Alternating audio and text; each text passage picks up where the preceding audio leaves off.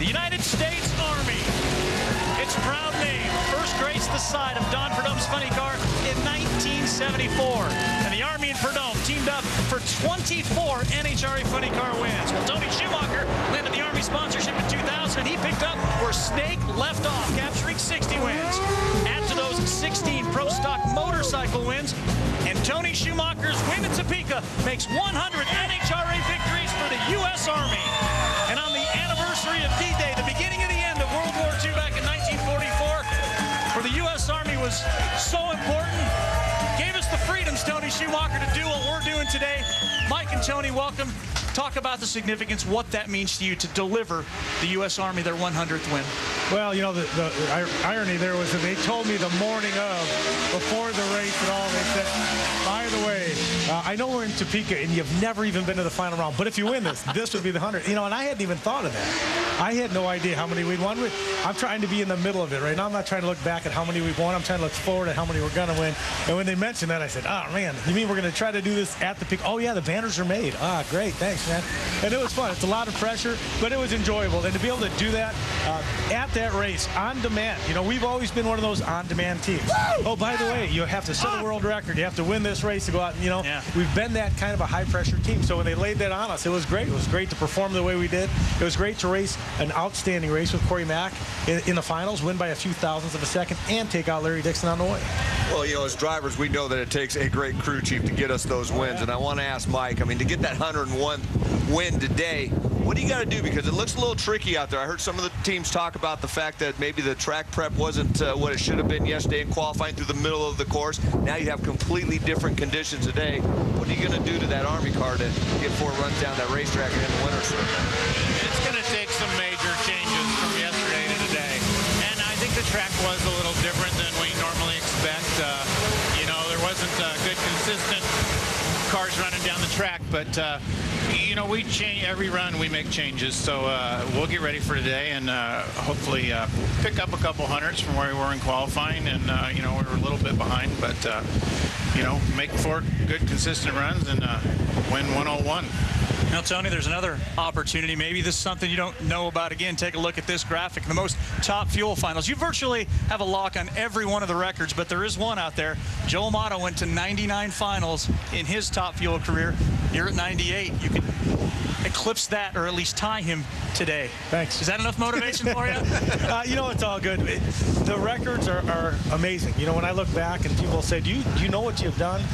Yes, but I want to look at it later in life. Right now, we're in the middle of it, man. We're enjoying it, and I enjoy every moment. I enjoy working with Mike Green. These are great moments, you know. People ask about our team, you know, Larry Dixon, what about him? So we need guys. That is why I wake up in the morning, you know. The records are amazing, and they really are, and later in life, they'll be great. But right now, it's racing guys like Dixon that makes me wake up in the morning. Racing our own team. We've created our own adversaries, man. You know, I mean, Antron Bound, Corey Mack, those are my teammates. They're running extremely well, and we got to battle with them. So that's truly what we focus on. The records are going to fall. Someday, someone's going to beat my records. That's just what they're all about. You know what is amazing in top fuel this year? Only Tony Schumacher, Larry Dixon, Corey McLenithan have found the winner's circle. That means Antron Brown has been kept off. That is shocking to me, Gary Gerald. Yes, indeed. Antron has had a lot of drama, Dave, as we all know, in the last couple of weeks, because at the last event at Topeka, we saw a rare red light. Then yesterday, not qualified until the final session. How are your nerves, young man?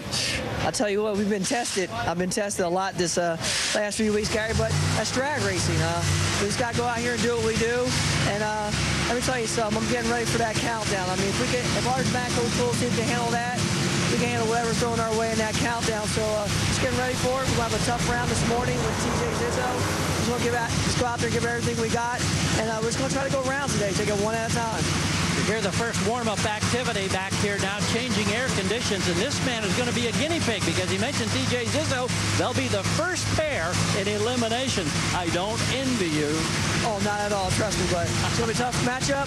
But we got this John Wolf distributor car 4-time guy, so we're going to go out there and do it good for him. Thanks. Tony, you get enough questions for Mike and me. We're going to turn it over to the fan right now. Ken Zuckel from Palatine, Illinois. You got a question for the Sarge?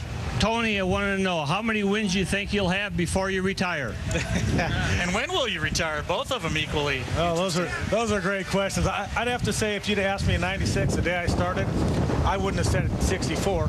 You know, so it's awful hard to know. Right now, we're trying to go out and win 65, and you know, it's fun. It's been fun because I've had a lot of fans come up and go, "Nice job winning that 100th," and I'm like, "Oh man, that sounds really good." But we didn't win 100. We won the 100th for the Army. But that 100 seems like a pretty good milestone. We'll see if we can't get there. I'm not sure I'm going to be around long enough. I got 3 beautiful kids growing up. I always said I'd go watch them play baseball. So, but a few more years, you know, maybe 3, maybe 5. We'll see.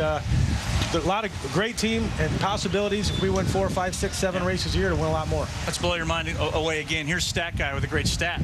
Thanks a lot, guys. My fact is about Tony and Don Schumacher. Sure, they have family in common and wins at the U.S. Nationals, but here is my stat. The only driver to race against both Don and Tony in any NHRA competition is Kenny Bernstein.